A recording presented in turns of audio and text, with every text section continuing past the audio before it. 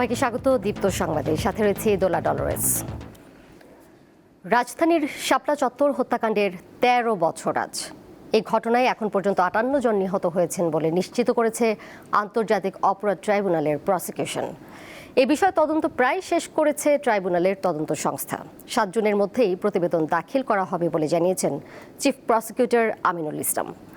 দুপুরে আন্তর্জাতিক অপরাধ ট্রাইব্যুনালে সাংবাদিকদের সঙ্গে আলাপকালে এই কথা জানান তিনি। চিফ প্রসিকিউটর আরও বলেন, তদন্ত চলমান থাকায় নিহতদের প্রকৃত সংখ্যা ও তালিকা এখনই প্রকাশ করছে না প্রসিকিউশন।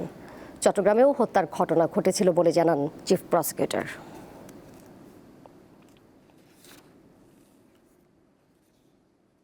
রাজনৈতিকভাবে বলা, মাঠে বলা বা টেবিলে বলা, সেমিনারে বলা, রাজনৈতিক ময়দানে বলা আর আমাদের ইনভেস্টিগেশনের বলার মধ্যে তো পার্থক্য আছে।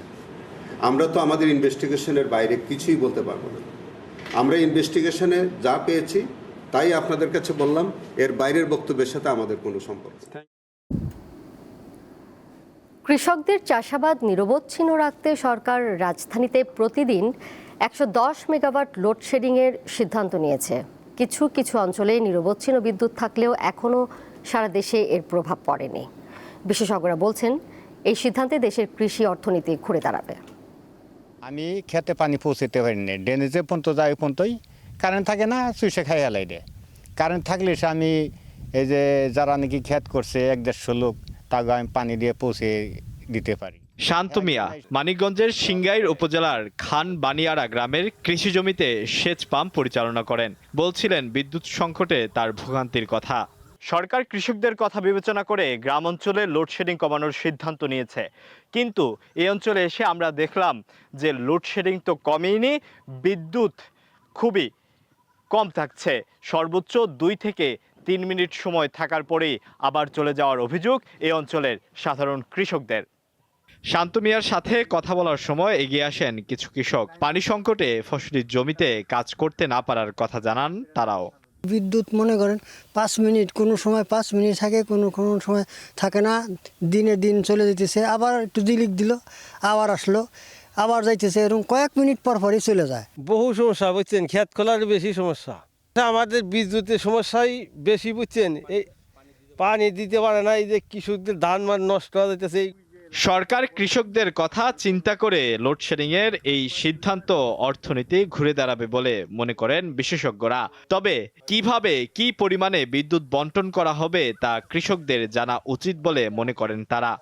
গ্রামাঞ্চলে যদি লোডশেডিং কিছুটা পরিমাণও বন্ধ করা যায় এবং গ্রামাঞ্চলে যদি ঠিকভাবে এটা বিদ্যুৎ দেয়াটা চালু করা যায়, তাহলে গ্রামের অর্থনীতি অনেক ভালোভাবে ঘুরে দাঁড়াবে। গ্রামে বিদ্যুৎ এবং জ্বালানি সংকট আছে, আপনারা জানেন। তো সেখানে যদি এই খরা মৌসুমে বিদ্যুতের প্রবাহ এবং জ্বালানি তেলের সংকটকে যদি দূরীভূত করতে হয়, তাহলে একটা রেশনিং প্রক্রিয়ার মাধ্যমে সেটা করলে পরে আপনার গ্রামীণ অর্থনীতিতে একটা পজিটিভ ইফেক্ট আসবে। নওগাঁর কৃষকরা সরকারের এই উদ্যোগকে স্বাগত জানিয়েছেন।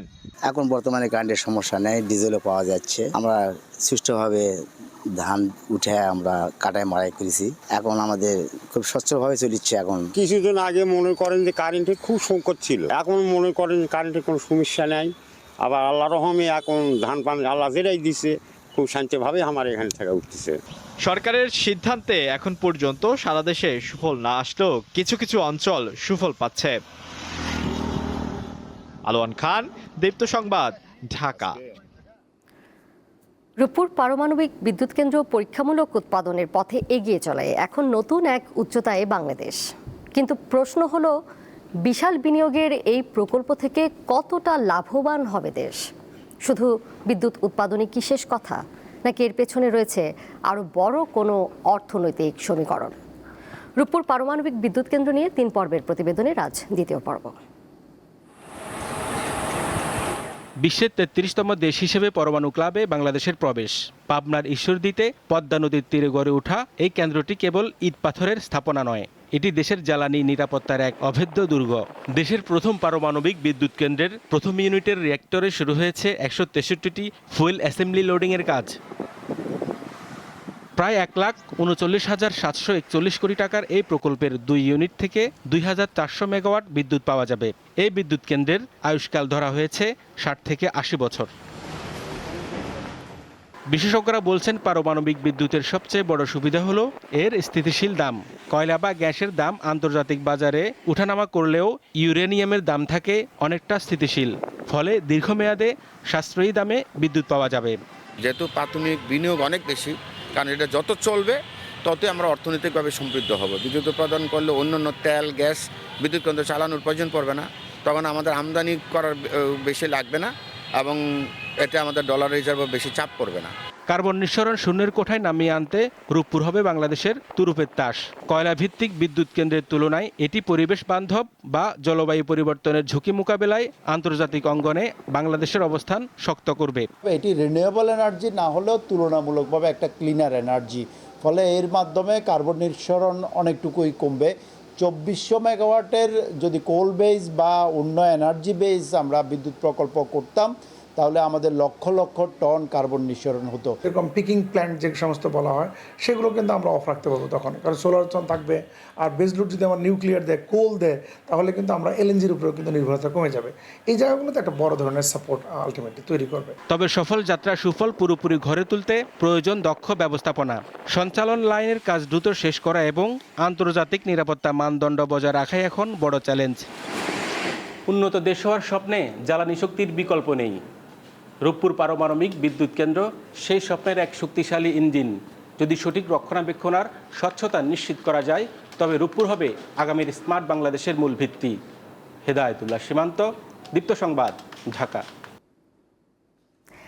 একে একে 100তম পর্বে মাইল ফলক স্পর্শ করতে যাচ্ছে দীপ্ত টিভির মেগা ধারাবাহিক পরম্পরা।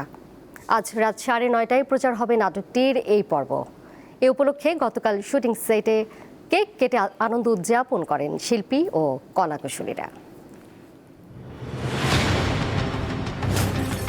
এসব কি হচ্ছে নাহিয়ান? পারিবারিক গল্প, সম্পর্কের টানাপোড়েন আর 3 প্রজন্মের আবেগঘন যাত্রা নিয়ে দর্শকের মনে জায়গা করে নিয়েছে দীপ্ত টিভির মেগা ধারাবাহিক পরম্পরা। চলতি বছরের শুরুতে নাটকটি প্রচারে আসে এবং জনপ্রিয়তা পায়। রাশা আমাকে স্বার্থপর মা বলেছে। পরম্পরা 100তম পর্ব সামনে রেখে শুটিং সেটে আয়োজন করা হয় অনুষ্ঠান। কেক কেটে আনন্দ ভাগাভাগি করেন অভিনয় শিল্পী, নির্মাতা ও কলাকৌশলীরা। এ সময় পুরো টিমের মধ্যে ছিল উৎসবমুখর পরিবেশ। শিল্পীরা বলেন, পারিবারিক গল্প ও বাস্তব জীবনের নানা সম্পর্কের দিক তুলে ধরায় দর্শকদের সঙ্গে সহজেই সংযোগ তৈরি করতে পেরেছে পরম্পরা। আমার মনে হলো ওদিন শুরু করলাম, 100 পর্ব চলে গেল, এটা আসলে অবাক লাগছে। আমাদের দর্শকরা আমাদের ভালোবাসুন, আমরা ভালোবাসা চাই ওদের কাছ থেকে, তাহলে আমরা অনুপ্রেরণা পাবো, আমরা এগিয়ে যাব। আমরা সবাই এখানে একসাথে আছি, এটাই আসলে অনেক বড় আনন্দের। আমরা যদিও সবসময় আমরা এইভাবেই একসাথে খুবই আনন্দ নিয়ে শুটিং করি। পরম্পরার রেসপন্স ডেফিনেটলি প্রথম থেকেই ভালো ছিল, এখন পর্যন্ত ভালো আছে। দর্শকদের ভীষণ ভীষণ ভালোবাসা আমরা পাচ্ছি। নাটকটির তরুণ শিল্পীরাও পরম্পরার সাফল্যে নিজেদের উচ্ছ্বাসের কথা জানান। প্রথম দিন থেকে আজকে 100 দিন দর্শক আমাদের 100 দিন ধরে দেখছেন। অবশ্যই মানে আমারও আশা হয়ে ওঠার জার্নিটা আরও মজবুত হচ্ছে। আমি অনেক বেশি এক্সাইটেড বিকজ এত সিনিয়র আর্টিস্টদের সাথে একসাথে অভিনয় করে যে 100 এপিসোড পর্যন্ত আসতে পারবো, ইটস এ ব্লেসিং। এটা আসলে আমার জন্য অনেক বড় একটা পাওয়া, কারণ যখন শুরু হয়েছিল আমি আসলেই এক্সপেক্ট করিনি যে এত দূর আসতে পারবো। কারণ এত বড় বড় আর্টিস্ট রয়েছে, তাদের মধ্যে কাজ করা, এত সাপোর্টিভ প্রত্যেকটা মানুষ। নির্মাতা জানান, 100তম পর্বে পরম্পরা এটি বড় অর্জন। সামনের দিনে আরও বড় সাফল্যের প্রত্যাশা তার। আমরা এখনো পর্যন্ত যেভাবে দর্শক জনপ্রিয়তা এবং দর্শকের সাড়া পাচ্ছি, তাতে আমরা আশা করছি আমরা 1000 পর্ব অন্তত ক্রস করব।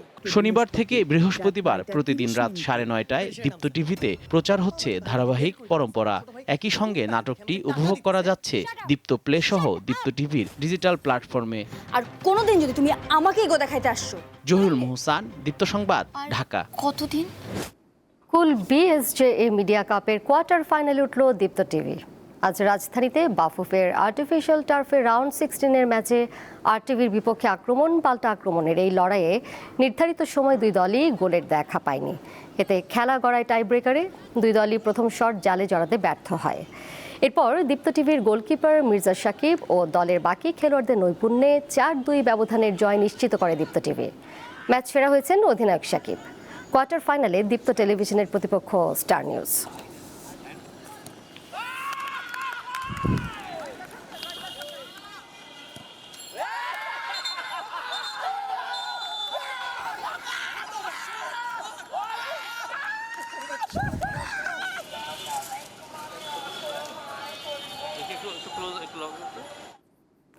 আর এই ছিল এখনকার মতো। পরের সংবাদ দেখবেন বিকাল 5টায়। এছাড়াও আরও তথ্য এবং বিনোদনের নানা খবর জানতে যুক্ত থাকুন দীপ্ত ডিজিটাল প্ল্যাটফর্মে। সবাইকে ধন্যবাদ।